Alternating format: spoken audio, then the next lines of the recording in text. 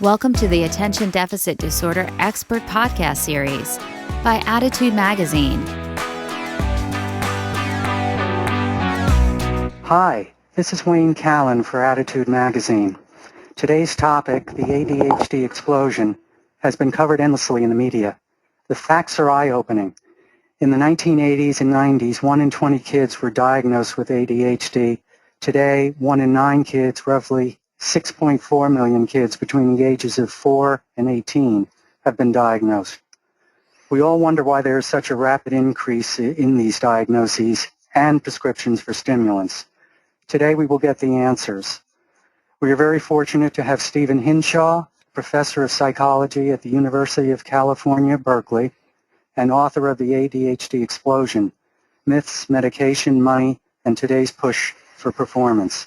His work focuses on developmental psychopathology, peer and family relationships, neuropsychological risk factors, assessment and evaluation, and the stigmatization of mental illness. Welcome, Dr. Hinshaw. Hello, good morning. Well, I guess it's afternoon out east, so good day.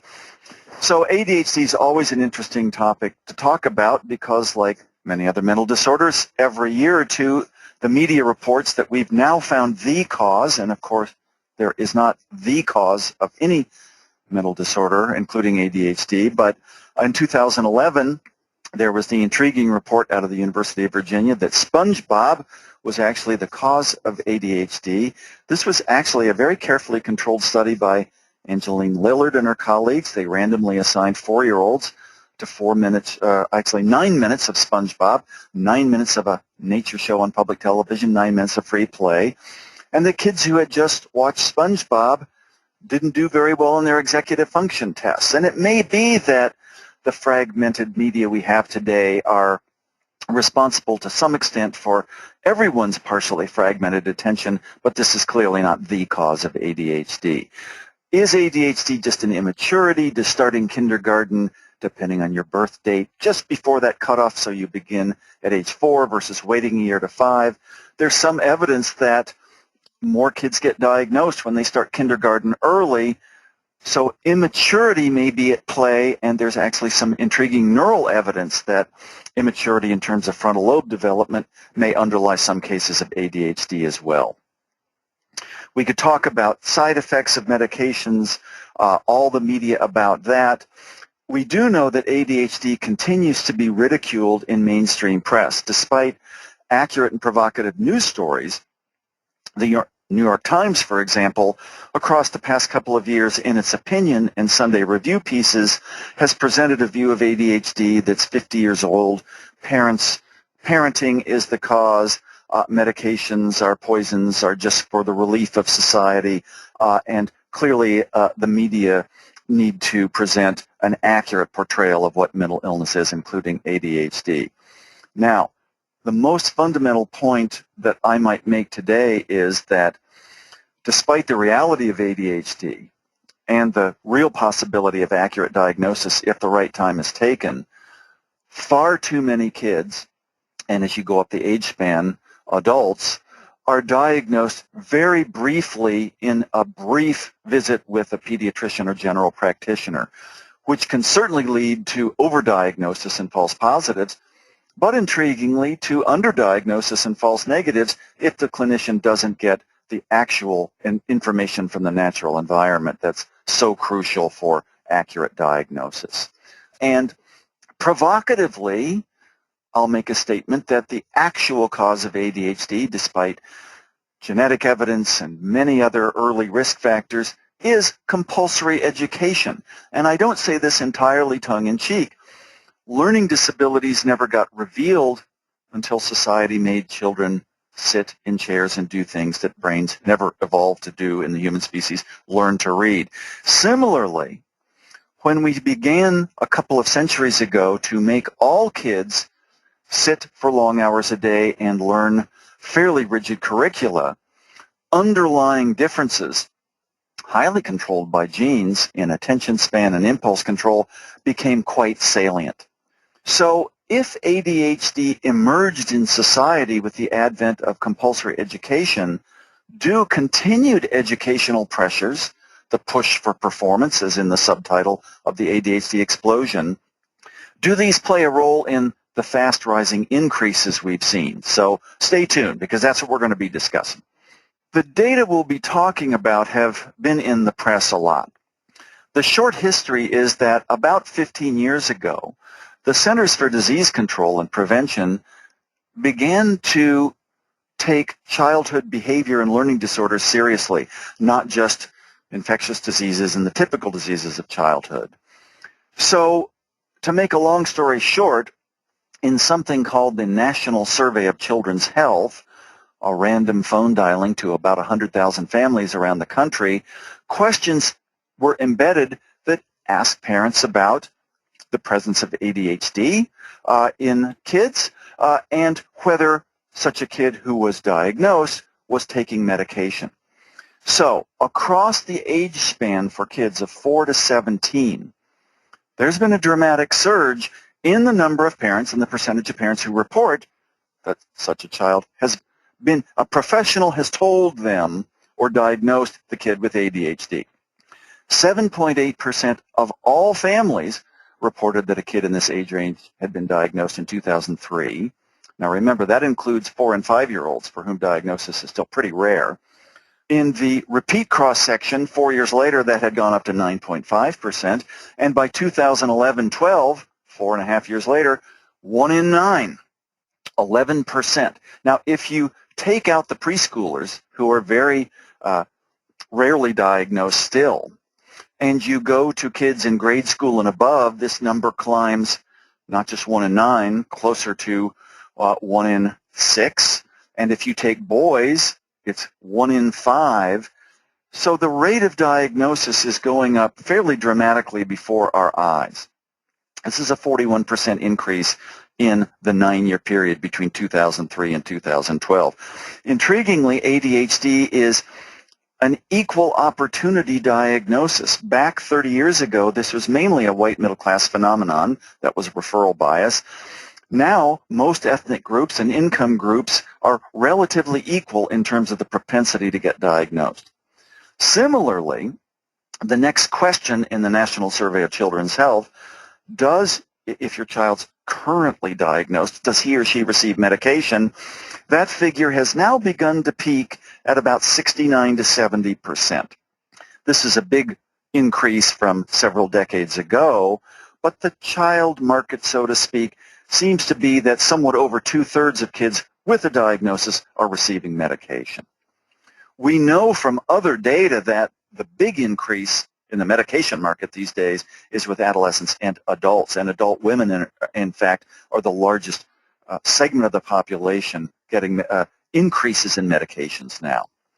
What's increasingly intriguing is that not only are the overall rates high, but there's huge variation around the country. So here's the map of the question, has a kid in this household been diagnosed with ADHD? And this is all 4 to 17-year-olds. And we see that in the South and near Midwest, there's high rates, much higher than, for example, out in the plains near the Rockies and in California and Nevada. So this is pretty striking geographical variation. If we go to the next slide, we get a parallel map that is how many of the diagnosed kids are getting medicated.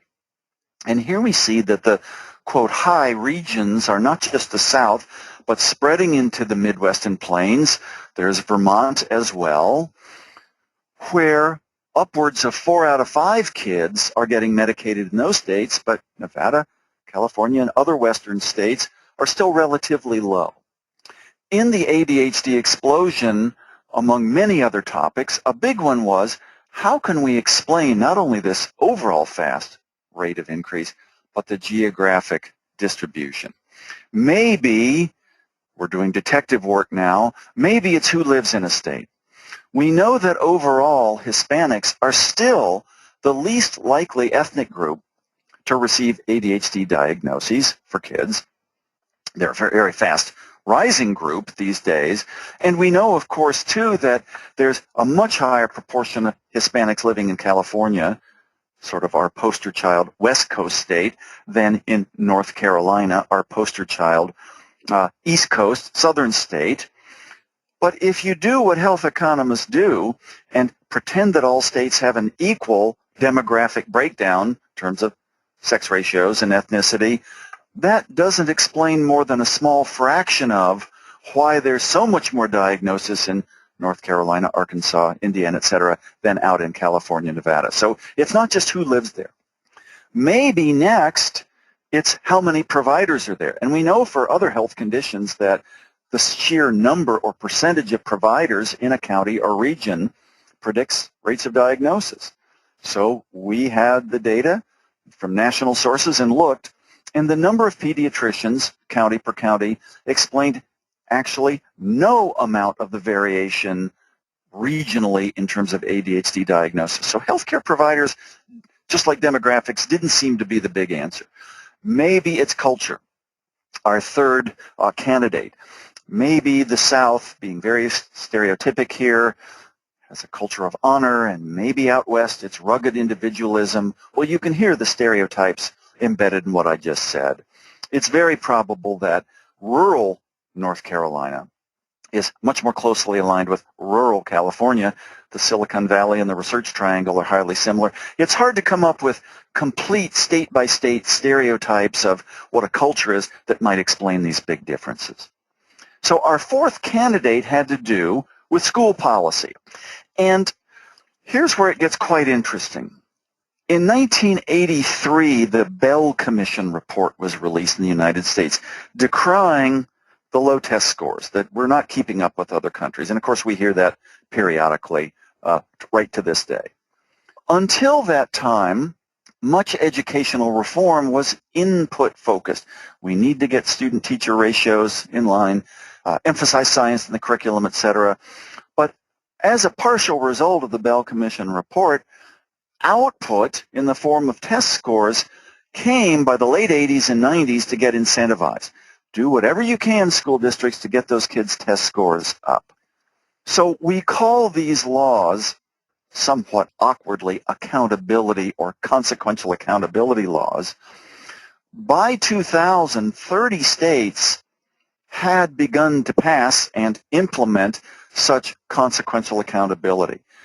The district would get its name in the paper and not in the good section of the paper, or actually funding removed, or actually placed in receivership unless test scores were making expected progress. So 30 states did this on their own. Then, when Bush 2 was elected president, one of the first major pieces of domestic legislation from the second Bush administration was No Child Left Behind, that in the 2002-03 school year, when it became law, made quickly the other 20 states adopt consequential accountability as well. So what's the geographic pattern? Intriguingly, the states that did this on their own before No Child Left Behind were largely southern states. 15 of the 17 census-defined southern states had consequential accountability laws in place before No Child Left Behind. And these are the states already by 2003 with the high rates of diagnosis. Now, this is interesting correlation. Correlation does not imply causation. Can we go further? So here's what we did. To try to figure out the pattern, we did what the statisticians call a triple difference or a triple diff approach. 30 states passing the laws early, 20 through No Child Left Behind. We were really interested in the poorest kids in these states because through state laws or No Child Left Behind, it's the Title I schools, the schools with a big proportion of kids near the federal poverty level, that appear to really get impacted the most. And then we've got time. Because intriguingly, remember, the first National Survey of Children's Health that includes these ADHD data appears in 2003, right as a baseline as No Child Left Behind is coming online. There's a repeat in 2007, a repeat in 2011 and 12. So what we're interested in is if a state, through No Child Left Behind, quickly has accountability legislation, what happens over the next few years in terms of rates of increase in ADHD diagnosis? And the pattern is quite astounding. If you were a kid living in one of the states, the 20 states that suddenly got accountability in 2002 and 3, and you were one of the poorest kids in those states, within 200% of the federal poverty level, your chance of getting an ADHD diagnosis across the next 4 years went up by 59%. If you were a middle or upper class kid, in other words, all the other kids in that same state, you only had about a 6, 7, or 8% chance of getting an ADHD diagnosis. And we did not find this pattern in private schools in these same states because they're not subject to accountability. Again, for the kids in the states that get accountability suddenly through No Child Left Behind, the poorest kids in those states are dramatically more likely to get an ADHD diagnosis in the next 4 years. The states that had already adopted those laws and middle and upper class kids are not showing the spike that the lower class poor kids are. After 2007, however, what happens? Well, Obama gets elected, the race to the top begins to replace No Child Left Behind. So as the accountability patterns change, the spike in diagnosis for the poorest kids in those states with No Child Left Behind accountability tapered off quite dramatically. So what's going on here? It may be that certain school districts were quite interested in the poorest achieving kids in those districts getting a diagnosis because now treatments could be delivered. The kids could get special education or accommodations, or the kids might get medication.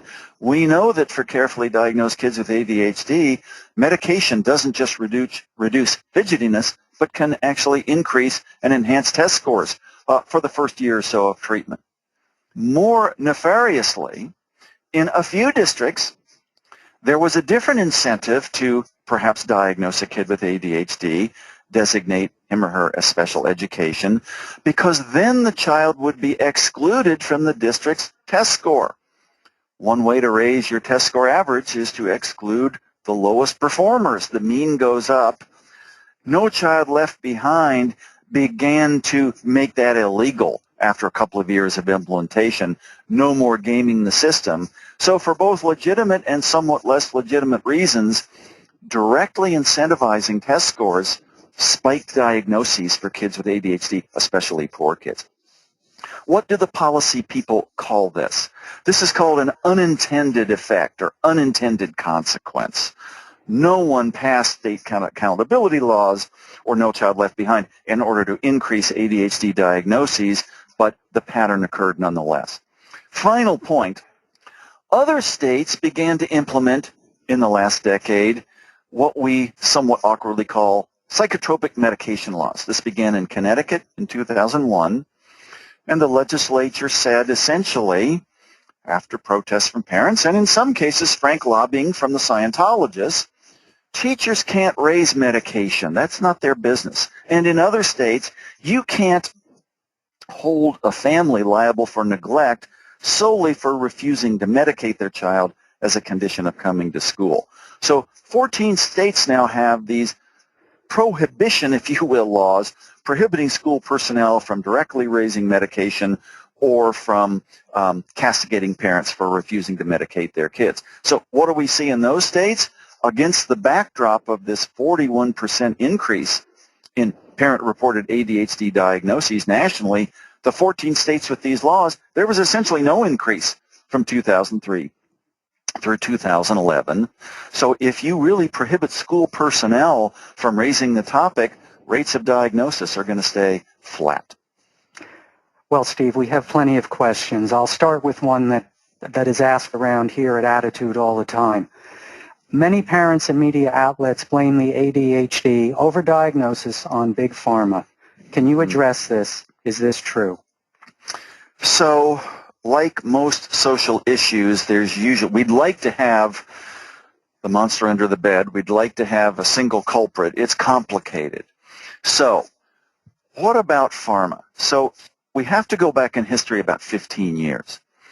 Until the mid to late 90s, there was really no allowance in the United States for what we call DTC, direct-to-consumer advertisements. The companies could surely advertise in medical journals, promote different new medications to doctors, but there were real prohibitions against putting an ad in a national paper or magazine. In 1997, and then again further in 1999, the Food and Drug Administration really liberalized policies to make it very possible for pharma to do direct-to-consumer ads. And there's incredible statistics that we cite in Chapter 7 of the ADHD Explosion, where we take on this whole issue, that in terms of direct-to-consumer ads in the mid-90s, some companies tried it. There was a few $1 million spent. And then by the last decade, once these laws or regulations were liberalized, billions of dollars are spent on direct-to-consumer ads.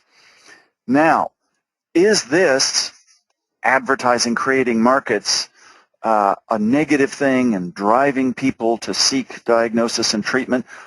Is it really a good thing? I mean, let's take the opposite perspective. Maybe it decreases stigma. Maybe it allows people to talk about diagnosis and treatment because you've read the ad in the paper or in the magazine. You don't have to keep this hidden anymore. There's probably some middle ground here that's closer to the truth. We have some evidence in the ADHD explosion that once a patented medication is released, and that's protected under patent exclusivity for a period of some years, this is the time period for ADHD medications when the advertisements spike up. And we hand counted in journals across the years ADHD ads that appeared. Once the medication is close to becoming generic and the price goes down, the advertisements taper. So it's not, we don't believe, this kind of free market advertisements are driving competition. The advertisements are really spiking up when there's a protected period of fairly high-cost medications that might make some of the free market people wonder, what's going on exactly here.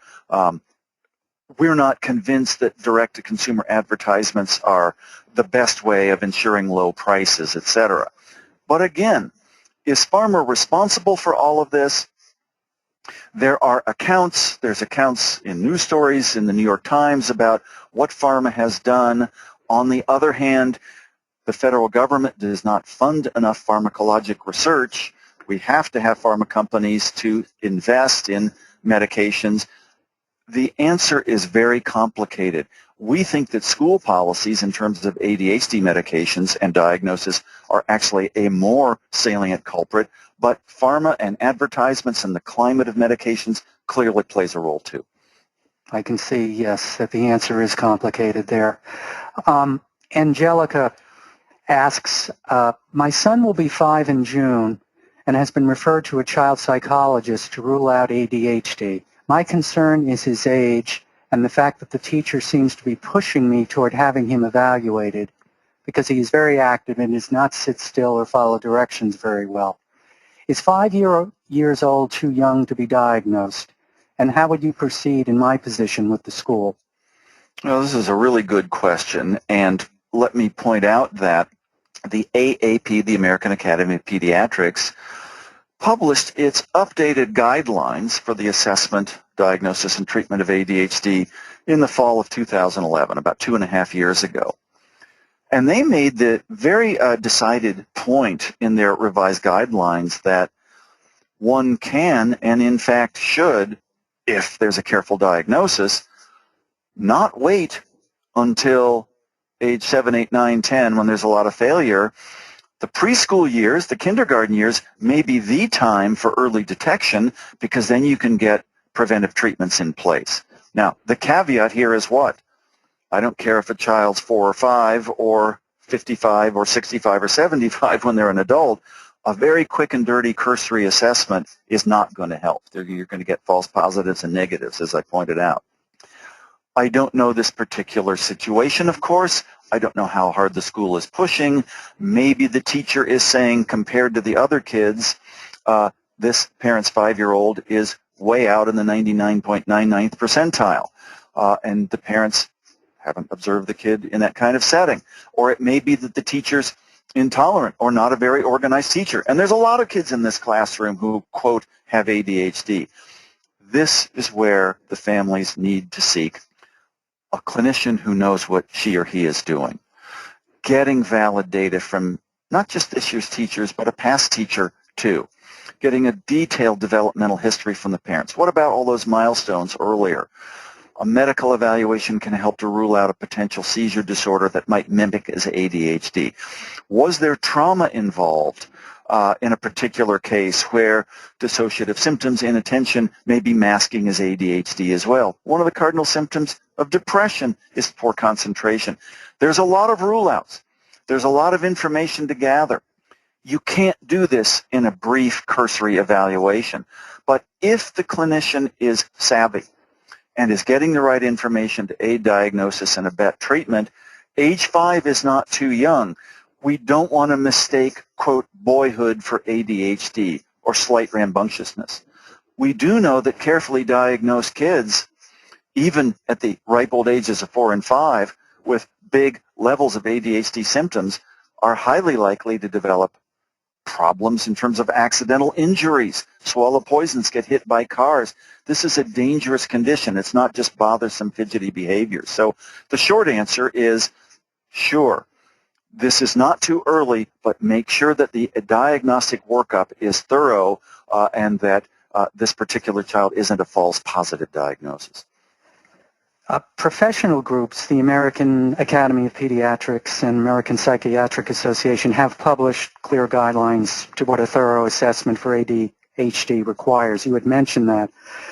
But there's no enforcement of those guidelines. So what are parents to do? Well, there's no enforcement. There's no necessity that a given clinician has really been trained in them. But even if those first two conditions have been met, and the clinician wants to do a thorough job, there's very rarely the kind of reimbursement beyond a cursory evaluation to get the job done right. So this is where policy comes in. I think parents need to lobby.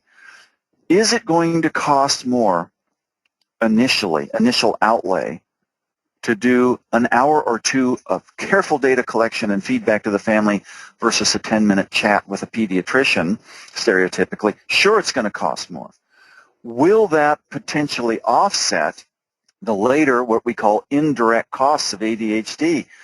In the last couple of years, annually, forget the costs of assessment and treatment, but the cost for kids of special education, substance abuse treatment, the cost for adults of checkered employment histories, $100 to $200 billion annually to the economy attributable to ADHD.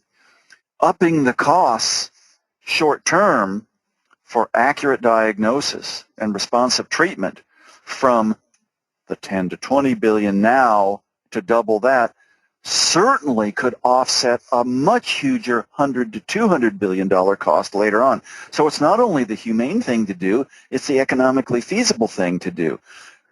Short of lobbying and changing our health insurance policies, parents need to, this is why CHAD exists, this is why advocacy and self-help groups are so valuable, find out who in the community is experienced in ADHD, who knows her or his business, rather than many pediatricians do a fine job for the infectious diseases of childhood but don't really have the training of a behavioral developmental pediatrician, etc. So parents need to get active.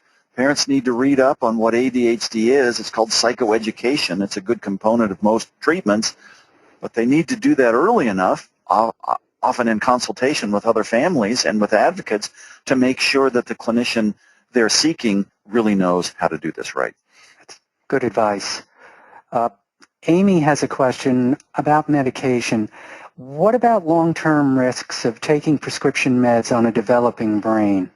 I've read studies that say the neural pathways are rewired, which can cause issues with ambition, depression, executive functioning, making it difficult to ever get off meds. Do you have an opinion on this? Well, more than an opinion, I have read Tom Spencer's recent Spencer et al. 2013 meta-analytic review of some very interesting studies that look at whether stimulant medications, the main treatment pharmacologically for ADHD, in terms of the outcome measure of actual frank brain imaging, Are they messing up brain circuits, or are they actually potentially neuroprotective?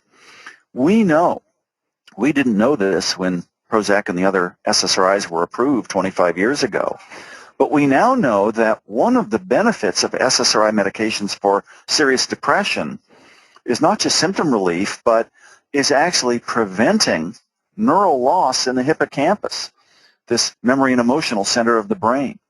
There's genetic transcription signals sent out by these medications that actually are neuroprotective. So is the same potentially true for ADHD medications?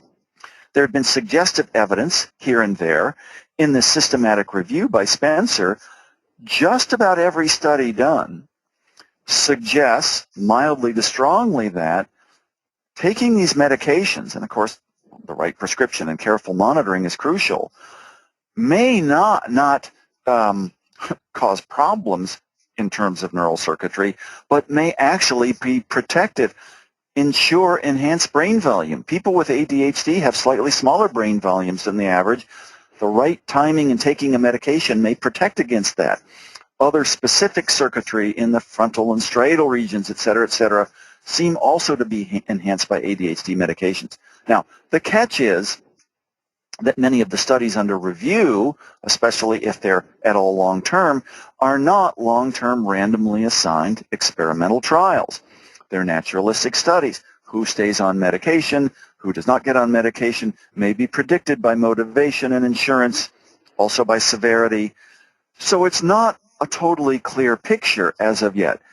But the preponderance of evidence right now suggests that if you've got ADHD and you take well-prescribed medication, this might be neuroprotective rather than neurotoxic. On the other hand, and a topic we could talk about subsequently, if you don't have ADHD and you're taking stimulants as study aids, as, quote, smart pills, as neuroenhancers, there's a substantial risk of getting addicted to those medications. There's a substantial risk as well that even though you're staying up later and attending to that god-awful material for that midterm tomorrow morning, it's not actually enhancing your real learning as much as it does as if you have an ADHD diagnosis. So there may well be some real neural benefits of taking stimulants if the diagnosis is carefully made, if you truly have ADHD, and the performance enhancement for the general population. There's a lot of use. It's called diversion of stimulants these days. Again, may enhance alertness, but it doesn't seem to be providing fundamental learning benefits.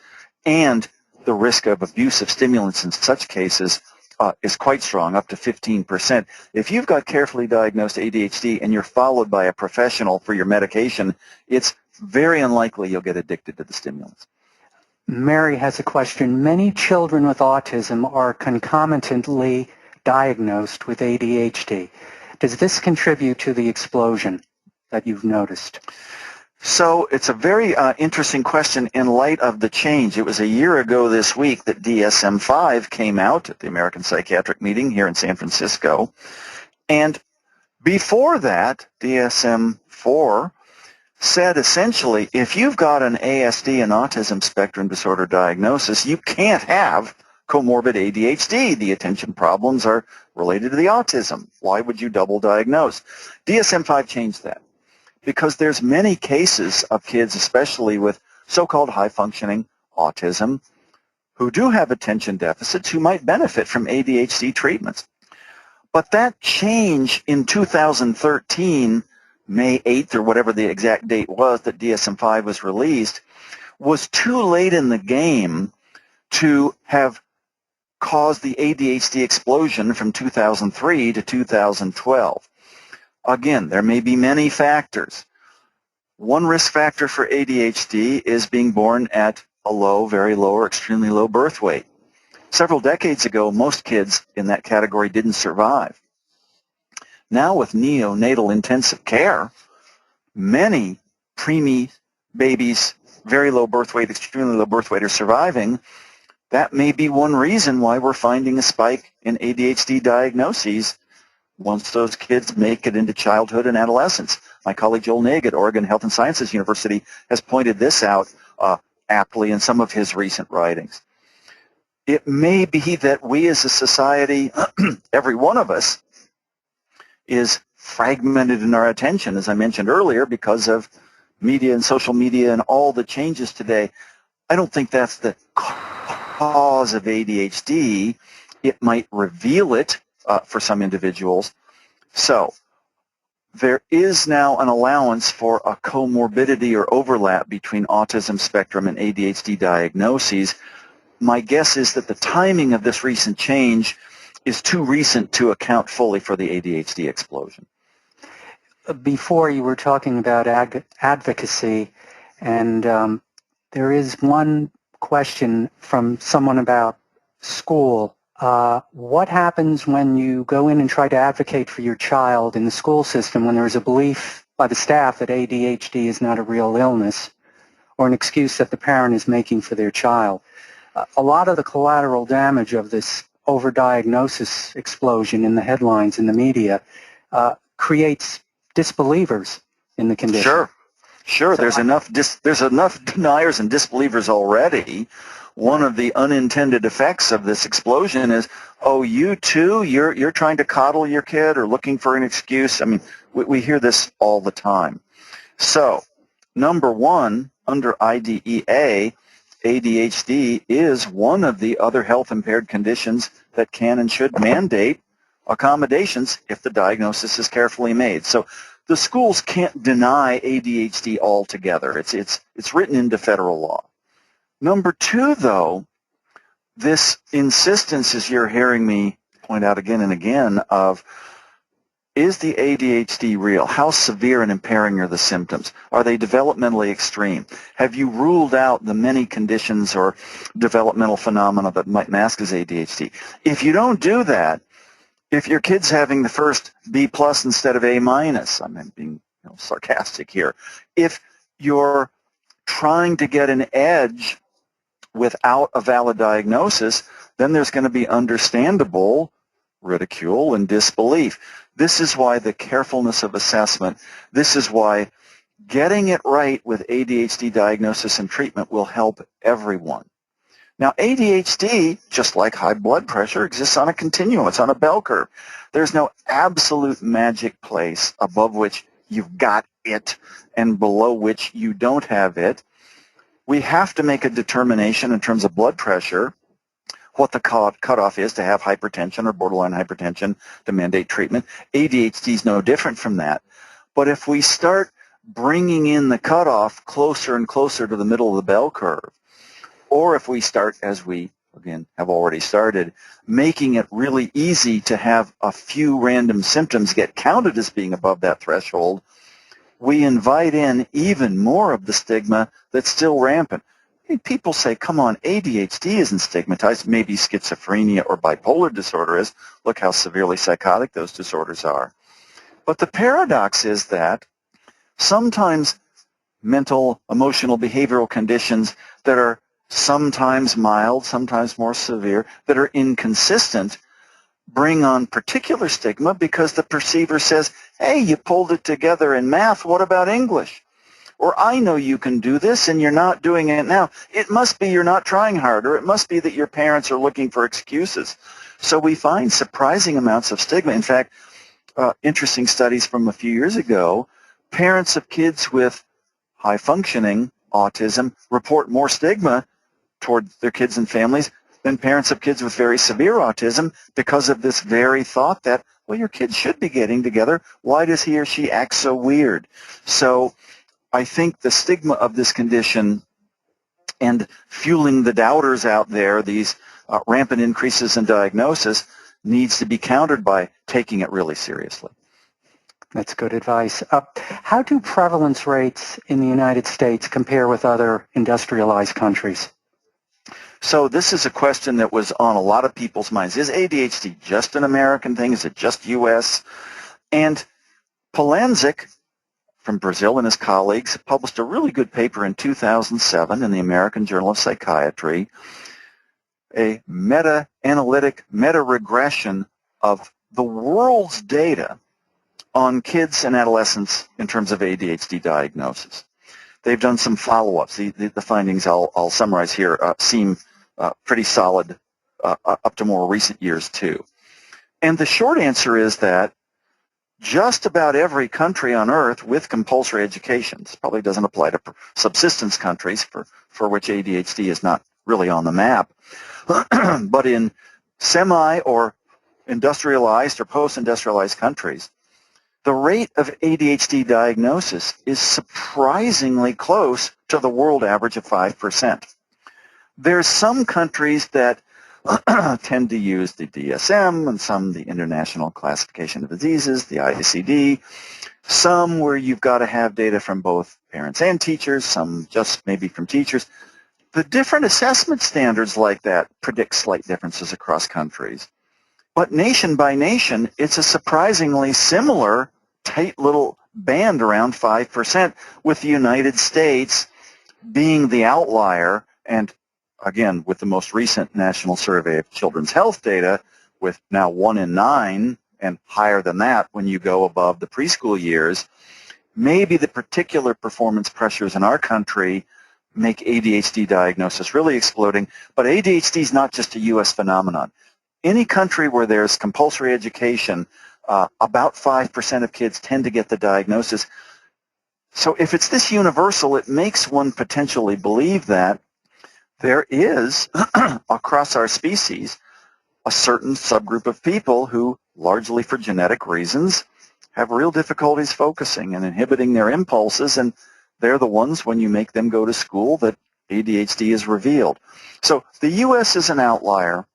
Most of the rest of the industrialized world is very close to 5%, and what we don't know is if the ADHD explosion in the U.S. might be mimicked in other countries over the next few years too. Sometimes the U.S. is a lead, and we just don't know that. This is an interesting question. This woman is asking, is the rise in ADHD diagnoses due to environmental toxicity? So my colleague right here at Berkeley, Brenda Eskenazi, is a public health professor, epidemiologist, toxicologist, and she has been following an intriguing sample just about 2 hours south of the Bay Area here in the Salinas Valley. So this is, along with the Central Valley, the Salinas Valley is the garden of the United States. So much of the produce is exported to the whole country is grown here. And she's been following a sample for many years now, and of essentially farmers and migrant farm workers. And through amazing technology, they have acre by acre, hectare by hectare, the amount of toxins that have been sprayed or are used in the fields. The data are just emerging from this and other follow-up studies. And exposures prenatally and in the early years of life are now associated with rates of autism spectrum diagnoses and even ADHD diagnoses. Now, not everyone with ADHD is exposed to toxins. It's one of many potential risk factors, but given the impressive nature of these data, it's one we have to take seriously. It may be as well that certain environmental exposures, whether they be alcohol prenatally or tobacco or pesticides, flame retardant chemicals, tend to act most on kids with the highest rates of genetic vulnerability. We'd call that a gene by environment interaction. The data on the toxins and pesticides are recent enough that we need to see replications, but they're alarming enough to realize that this is another potential risk factor for ADHD. That same woman also asks, is the explosion perhaps due to better awareness of the condition or better diagnostic techniques? I know you probably answered a little of this about the diagnosis, but I thought I would throw that out there. Right. In the ADHD explosion, Richard Scheffler and I say at several points, maybe some of this increase is a good thing. We're finally recognizing a condition that's real, that's highly impairing. Some of the stigma is reducing, despite what I just said a moment ago.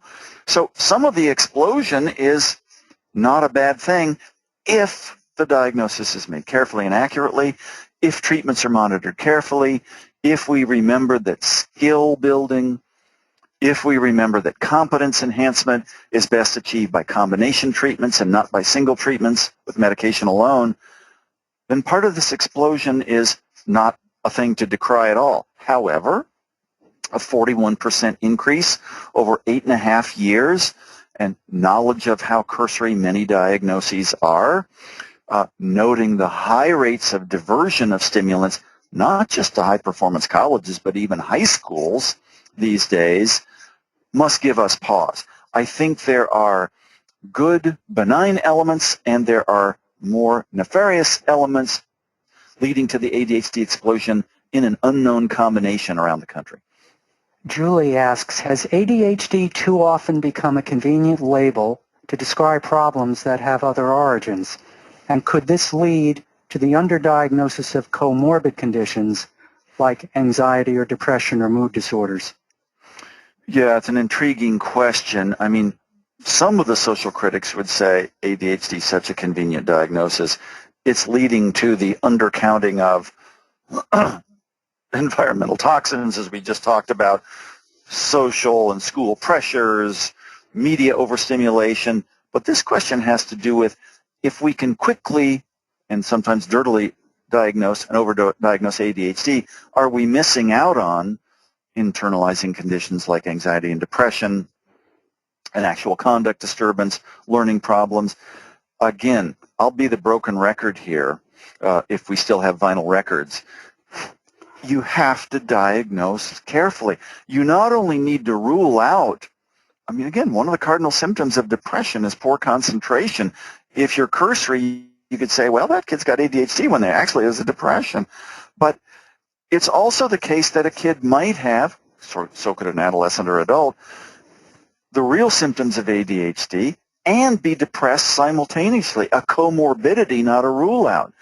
You can't do that. I mean, if you can't do ADHD well in 10 or 12 minutes, you can't appraise comorbidities well in that amount of time for sure. So it goes back to knowledgeable professionals knowing the range of mental health symptomatology, getting thorough histories, using the kinds of interviews beyond rating scales, and when the symptoms began and when they stopped, how timed they are to various things in the environment, that we can begin to piece together when ADHD is a valid diagnosis, ruling out other things, and when, I mean, the rule of thumb is it's rare to find a kid with ADHD as the only DSM diagnosis.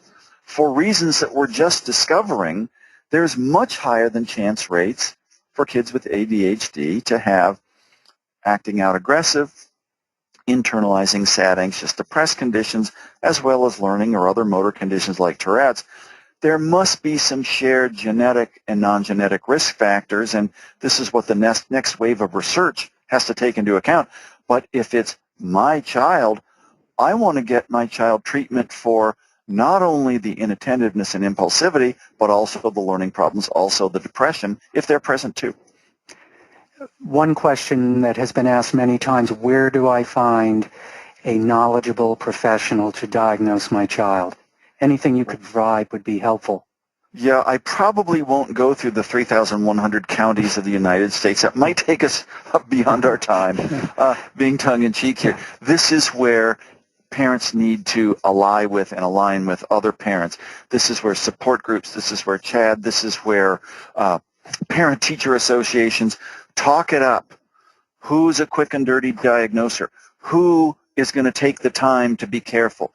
Who is in a medical practice aligned with psychologists, clinical or school psychologists, social workers, other professionals to give multimodal treatment that takes into account the whole child. I, of course, can't have a directory. I barely know in the Bay Area here, but this is where the value of solidarity and information sharing and communication that CHAD stands for and other advocacy and support groups, you've got to band together and find out who's good, and then, again, take it to the next level and lobby for actual adherence to the diagnostic standards that are now in place. Advocacy is a good thing, yes. Briefly, and I know this sounds counterintuitive, what would you consider a thorough workup? What should a parent look for?